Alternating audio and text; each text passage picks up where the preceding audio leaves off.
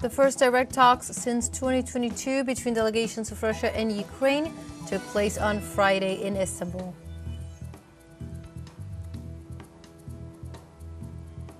In Palestine, attacks on refugee camps, hospitals, and schools leave nearly 200 people dead.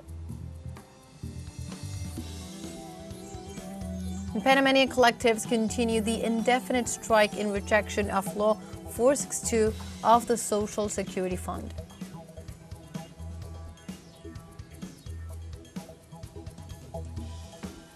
Hello and welcome to From the South. My name is Belen de los Santos. I'm from the teleSUR studios in Havana, Cuba. We begin with the news.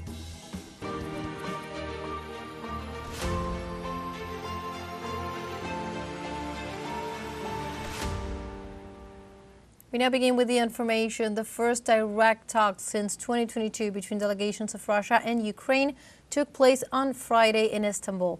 Chaired by Turkish Foreign Minister Hakan Fidan, the delegations, headed by Presidential Secretary Vladimir Medinsky on the Russian side and Defense Minister Rustem Umerov representing Ukraine, gathered at the Dolmabahce Palace.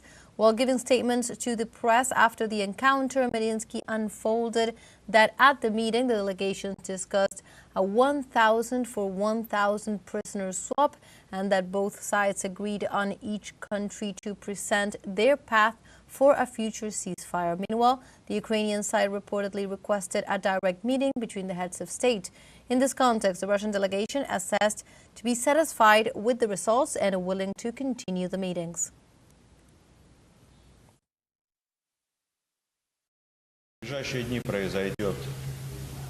In the coming days, a large-scale prisoner exchange will take place, 1,000 for 1,000 people. Second, the Ukrainian side has requested direct talks between the heads of state. We have taken this request under advisement. We agreed that each side will present its vision of a possible future ceasefire and write it down in detail. Once these visions are presented, we believe it is appropriate, and this has also been agreed, to continue our negotiations. Earlier on Friday, an initial round of meetings arising from the Ukrainian disagreement took place in Istanbul. The gathering between delegations of Turkey, Ukraine, and the United States was hosted by Turkish Foreign Minister Hakan Fidan and included on the U.S. side Secretary of State Marco Rubio, Special Envoy for Ukraine Keith Kellogg, and U.S. Ambassador to Turkey Thomas Barak. Representing Ukraine were Foreign Ministers Andriy Sybiha, Defense Minister Rustem Umerov, and Head of the Presidential Office Andriy Yermak. The three-way talks happened after Thursday when the Ukrainian President Volodymyr Zelensky refused to attend the scheduled meeting with the Russian delegation.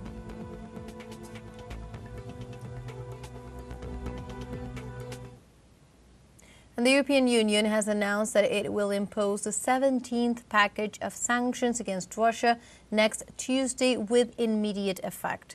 German Chancellor Friedrich Merz announced that the package was ready and would be adopted in Brussels on Tuesday. For her part, European Commission President Ursula von der Leyen said that the EU was further limiting Russia's access to combat technology, adding that the restrictions would impact 189 ships in Russia's fleet. It is important to know that since the beginning of the Russian special military operation in Ukraine in February 24th, 2022, the EU has approved 16 sanctions package with no clear visible effects.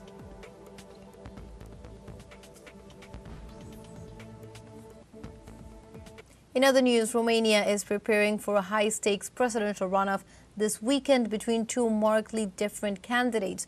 George Simeon, a far-right nationalist, and Nicu Sordan, a pro-Western reformist and mayor of Bucharest. The tense vote comes as Romania is gripped by a deep political crisis after a top court voided the previous election in which the far-right outsider Calin Georgescu topped the first round following allegations of irregularities in the process.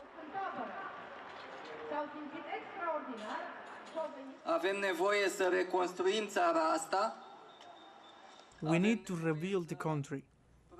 We need to project hope. and we need from May 19 a united Romania, so that its people will be able to face the challenge inside and outside the country.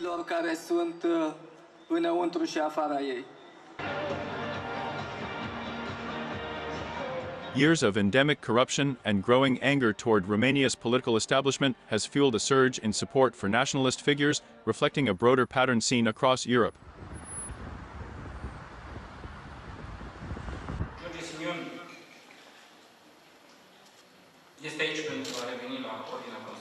George Simon is here in order for us to go back to constitutional order, to normality, to democracy, to the will of the Romanian people.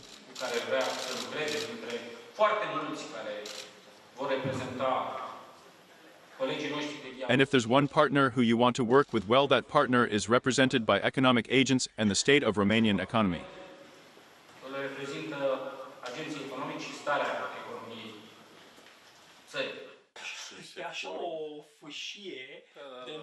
After the polls have closed, almost 9.6 million voters have cast their ballots in the first round of the presidential elections in Romania.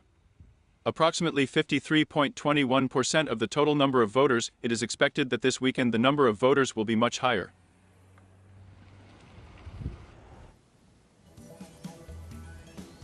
Now we have a short break coming up, but first remember you can join us on TikTok at teleSUR English, where you'll find news in different formats, news updates and much more. We'll be right back. Stay with us.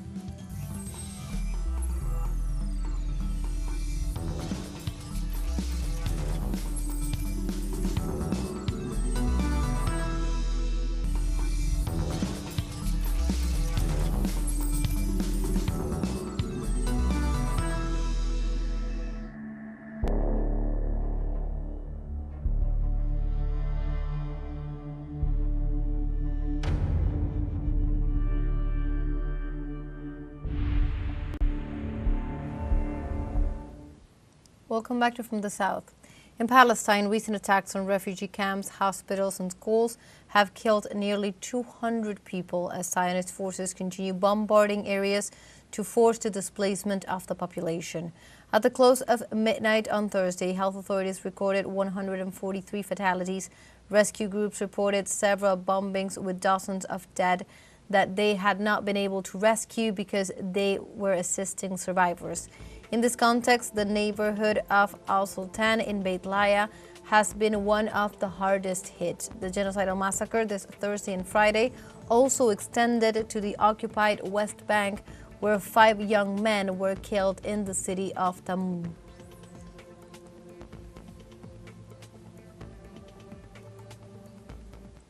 Meanwhile, Palestinian organizations denounced the systematic destruction of telecommunications infrastructure by Israeli Zionist forces. The Palestinian Central Bureau of Statistics and the Ministry of Telecommunications denounced that Gaza is facing unprecedented isolation and digital blackout. They further stated that the destruction of fundamental structures for the Palestinians by Israel represents a major challenge for the development of the people in order to survive.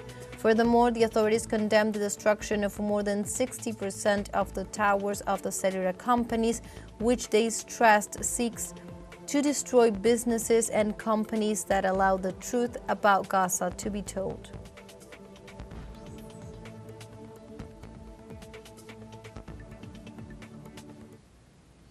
We continue on topic as China's Deputy Permanent Representative to the United Nations, Geng Shuang, urged all nations to promote the implementation of the two-state solution, describing it as the only viable resolution to the Middle East conflict.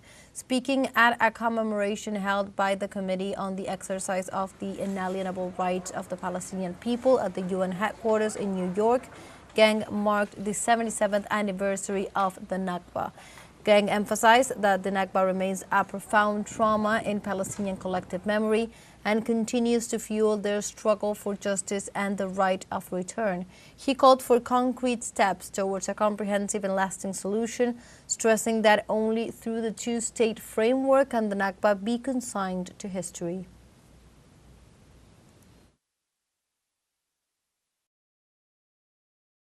On the question of Palestine, China, upholding fairness and justice, remains steadfast in its support for the justice cause of the Palestinian people to restore their legitimate national rights for the early establishment of the fully sovereign and independent state of Palestine based on the 1967 borders with East Jerusalem as its capital, and for the early admission of the state of Palestine as a full member of the United Nations. In other news, the government of Chad had confirmed the arrest of former Prime Minister Success Masra in connection with violent clashes in the southeast of the country. Local authorities indicated that the clashes, which left at least 35 people dead, took place in the village of Mandacao, located in the Logon Occidental province.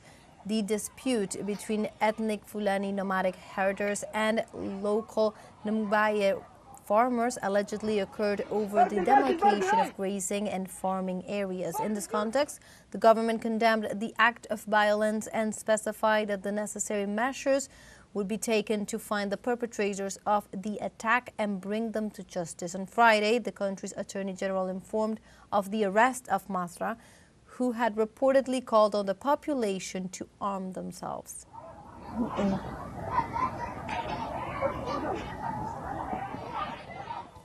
We have a second short break coming up, but before, we invite you to visit our Facebook page at teleSUR English. There you'll be able to watch our top stories, special live coverages, and much more. Follow our page and activate the notifications to stay up to date on the world's most recent events. Final short break, don't go away.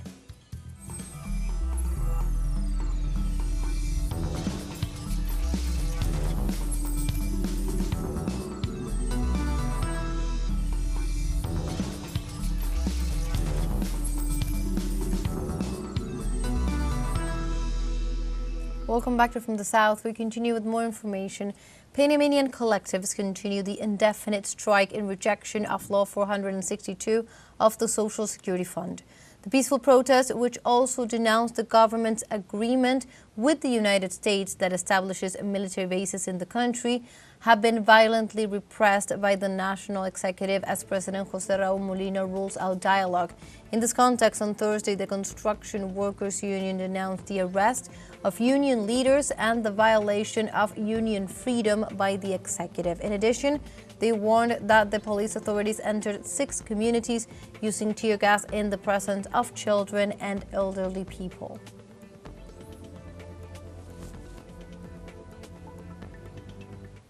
Through a message published on his X account, the president of Colombia, Gustavo Petro, accused several senators of receiving money to block the popular consultation that sought to improve the labor and social conditions of Colombian citizens. The president criticized the actions of a group of congressmen who, according to him, act against the general interest and violate the principles of the Constitution.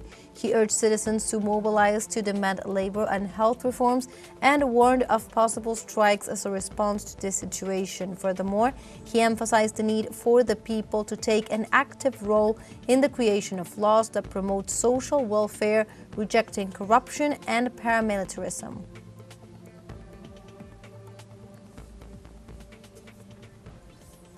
We continue on topic as there have been several reactions of rejection to the Senate's refusal to carry out the popular consultation in Colombia on changes in the labor policy. The government announces multiple irregularities during the session held on May 14th.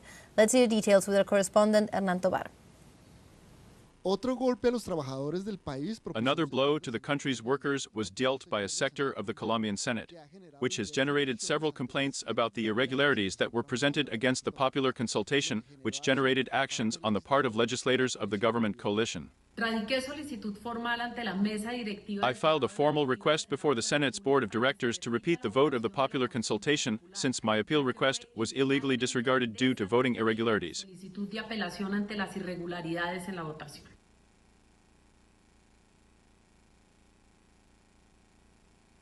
Y es que en la plenaria de Senado se modificó el orden del día. Already in the plenary, the agenda was modified, which delayed the approach of the popular consultation. A sector of the opposition made possible the discussion and vote of an appeal that revived the labor reform discarded some time ago by some senators present here, further delaying the processing of the consultation in a delaying strategy. In the late afternoon, the vote of the consultation was held, which was sunk in this corporation by the opposition sectors and with allegations of several irregularities and fraud in the procedure. Mesa directiva vota la consulta popular en un abrir y cerrar de ojos. The board of directors voted the popular consultation in the blink of an eye, as many of you saw. It did not even last 3 minutes in the voting, and they closed it when they saw that they effectively had 1 or 2 votes of gain. Here we have not really lost the war, the people have always had to resist. Perdido la guerra. Al pueblo siempre le ha tocado resistir. Y por supuesto, también habrá una reacción popular. And of course there will also be a popular reaction because they believe they are going to fool the people. The people are going to increase their indignation with this Congress of the Republic and with these dark actions headed by Efraín Cepeda. Actuaciones oscuras en cabeza del señor Efraín Cepeda. El presidente Gustavo Petro calificó esto como un fraude y señaló The president of the country described this as fraud and indicated that he will resubmit to the Senate the popular consultation. He requested the mobilization of the people and their organization in permanent meetings throughout the country in view of the affront that a sector of the Senate made against the participation of the people in key determinations such as the labor reform. So the meetings and strategies of the social, popular, and political sectors have already begun. El presidente nos está diciendo, ahí está el pueblo que es el soberano. The president is telling us there is the people who are the sovereign if the Congress of the Republic and a handful of senators are above more than 30 million Colombians who make up the social and popular base. La base social y popular, pues el pueblo tiene que despertar. Si el pueblo... Then the people have to wake up if the people wake up in a calm and peaceful way. Not asking for respect for their sovereignty, but demanding and making their sovereignty respected. Surely the president can go further. Respetar su soberanía, seguramente el presidente podrá ir más allá. Y vamos a definir un derrotero que luego lo recoge Barranquilla y en general. And we are going to define a course that will be taken in general by 1,105 municipalities that will hold popular councils, and we will effectively mandate that in Colombia, popular sovereignty takes precedence over representative democracy. La soberanía popular sobre la democracia representativa. Alternativamente, desde el gobierno ya se iniciaron las acciones legales. Alternatively, the government has already initiated legal actions in view of the irregularities denounced in the voting process, including complaints to the control agencies and the investigation of the President of the Senate. Hernán. In Colombia, the director of the National Police, Carlos Fernando Triana, announced the arrest of one of the accused in the killing of 13 people inside a mine in the province of Patás in northern Peru. Joint work and coordinated actions to locate the suspect led to the arrest of Miguel Antonio Rodriguez Diaz, who will be charged for the crimes of criminal organizations, aggravated kidnapping, and aggravated homicide. According to Peruvian judicial records, Rodriguez Diaz entered the mine shaft with 20 other people, presumably to take material previously stolen by other miners. This was allegedly followed by an armed confrontation that resulted in 13 fatal victims. The next few hours could bring Rodriguez Diaz's repatriation so that he can face justice in Peru.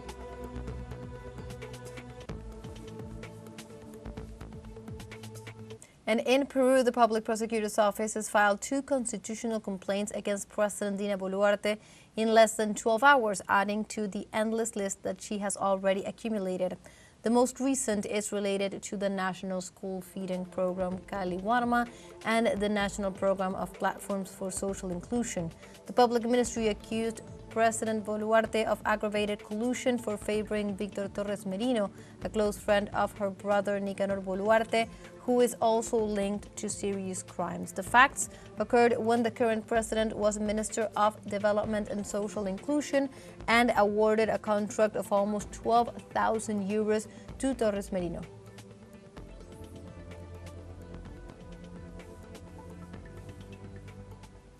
In other news, a massive blackout has been affecting Haiti since Thursday after a group of unknown assailants attacked the Peligre hydroelectric plant.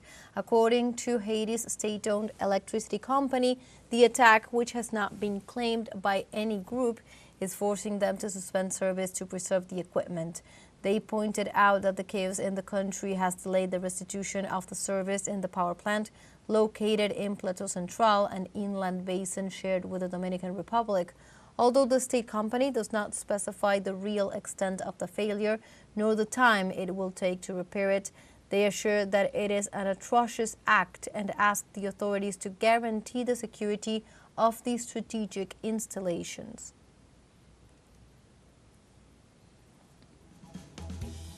And like this, we have come to the end of this news brief. You can find these and many other stories on our website at telesurenglish.net. Also join us on social media. We are on Facebook, X, Instagram, Telegram, and on TikTok as well. For TeleSUR English, my name is Belén de los Santos. Thank you for watching.